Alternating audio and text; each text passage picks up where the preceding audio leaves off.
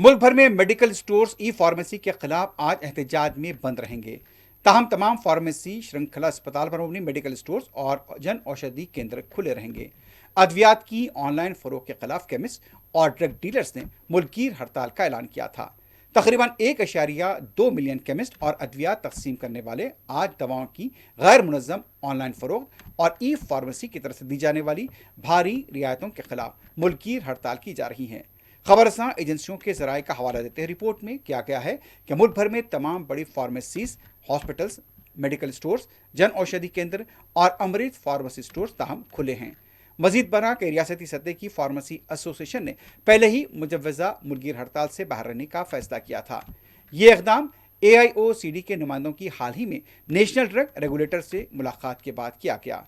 जराये से पता चलता है कि रेगुलेटर ने यकीन दहानी कराई कि उठाए गए मसाइल का फाल तौर पर जायजा लिया जा रहा है। रिटेल फार्मेसी स्टेक होल्डर्स के जायज खदशात को दूर करने के लिए इस शोबे को कंट्रोल करने वाले रेगुलेटरी फ्रेमवर्क का भी जायजा लिया जा रहा है। यहाँ पर जो दुकानदार हैं, जो मेडिकल स्टोर्स हैं, उनका यह कहना है कि ई फार्मेसी जो कि ऑनलाइन हो रही है उसकी वजह से उनका कारोबार मुतासिर हो रहा है।